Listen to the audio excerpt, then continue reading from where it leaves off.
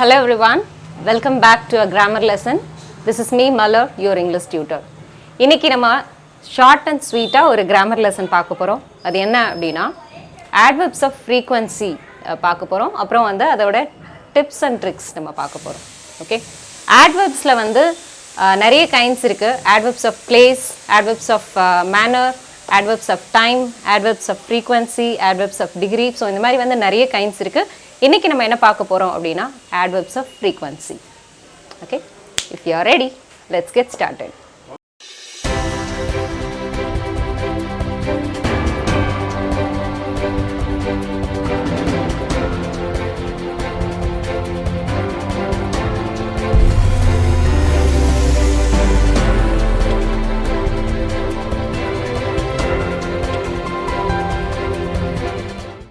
So ஜென்ரலாக adverbs அப்படின்னாலே நம்ம என்ன சொல்லுவோம் அப்படின்னா மேக்ஸிமம் adverbs வந்து எல்வையில் முடியும். ஈஸியாக adverbs எப்படி ஃபைண்ட் அவுட் பண்ணலாம்னா எல்வையில் முடிஞ்சால் அது adverb அப்படின்னு சொல்லுவோம்.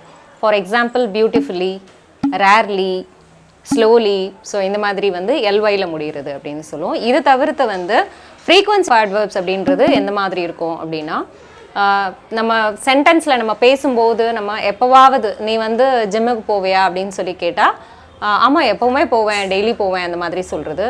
அல்லது எப்போவாவது அப்படின்னு சொல்கிறது.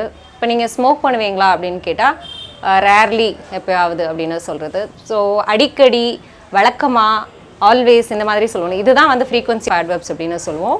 ஃபார் எக்ஸாம்பிளுக்கு இங்கிலீஷில் வந்து always, occasionally, often, frequently, never, so இந்த மாதிரி வேர்ட்ஸ். ஸோ இதை தான் வந்து என்ன சொல்லுவோம் அப்படின்னா adverbs of frequency அப்படின்னு சொல்லுவோம். இப்போ நான் உங்களுக்கு வந்து ஒரு சின்ன டாஸ்க் கொடுக்க போகிறேன். என்ன அப்படின்னா ஒரு 5 sentences இந்த frequency adverbs யூஸ் பண்ணி ஒரு 5 sentences, அந்த 5 sentences நீங்கள் என்ன பண்ணணும் அப்படின்னா most often used to least often used frequency wise வந்து நீங்கள் அதை ஆர்டர் பண்ணணும். அதாவது ஃபார் எக்ஸாம்பிளுக்கு இப்போ ஆல்வேஸ் அப்படின்னா எப்போவுமே பண்ணுறது அப்படின்னு சொல்லுவோம். நெவர் அப்படின்னா எப்போவுமே கிடையாது அப்படின்னு சொல்கிறது. ஸோ இது வந்து மோஸ்ட் ஆஃபன், நெவர் அப்படின்றது லீஸ்ட் ஆஃபன். ஸோ இந்த 5 சென்டென்ஸை நீங்கள் இந்த மாதிரி மோஸ்ட் ஆஃபன் டு லீஸ்ட் ஆஃபனில் அரேஞ்ச் பண்ணுங்கள் பார்க்கலாம். A, I always ride my bike to office. B, he never sleeps before 9. C, she sometimes skips breakfast. D, you often go on holiday. E, it rarely rains here. So இந்த 5 sentence பார்த்தீங்க அப்படின்னா இதில் வந்து always, never, rarely இந்த மாதிரி words வந்து இதில் use ஆகிருக்கு. ஸோ இது most often to least often நீங்கள் அரேஞ்ச் பண்ணுங்கள். வீடியோ பாஸ் பண்ணிவிட்டு அரேஞ்ச் பண்ணுங்கள். அரேஞ்ச் பண்ணிவிட்டு ஆன்சர் செக் பண்ணிக்கலாம்.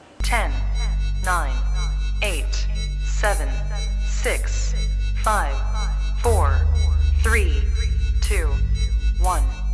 Now the right answers are, first one A, I always ride my bike to office. Second one D, you often go on holidays. Always kaduthu adikadi அப்படின்றது தான் next வரும். You often go on holiday. Next one is C, she sometimes skips breakfast. அவள் எப்போவாவது breakfast skip பண்ணிடுவா அப்படின்னு சொல்கிறது. So next one வந்து எப்போவாவது அப்படின்றது. Next one is E, it rarely Reigns here.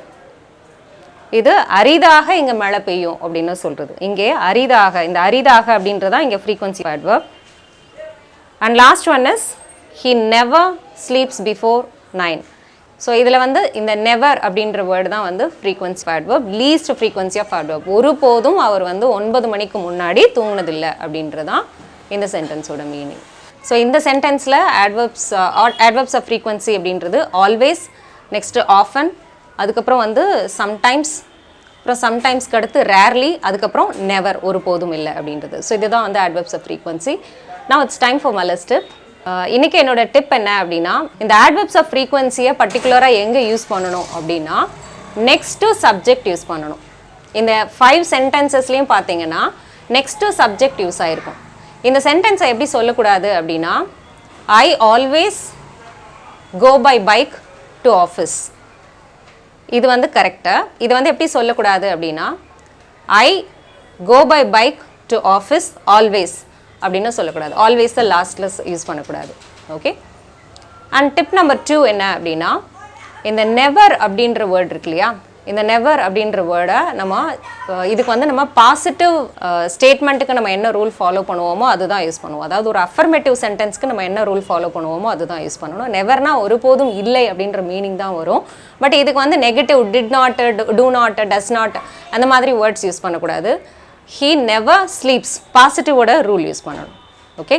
So இது உங்களுக்கான கொஸ்டின். ஸோ இந்த கொஸ்டினுக்கான ரைட் ஆன்சர் நீங்கள் கொடுங்க. I late am always. So இதுதான் வேர்ட்ஸை, இந்த வேர்ட்ஸை ரீஅரேஞ்ச் பண்ணி ஒரு ப்ராப்பர் சென்டென்ஸாக நீங்கள் வந்து மேக் பண்ணணும். வீடியோ பாஸ் பண்ணிவிட்டு ஆன்சர் கொடுங்க. 10, 9, 8, 7, 6, 5, 4, 3, 2, 1. Okay. Here the right answer is, உங்களோட ஆன்சர் என்னது?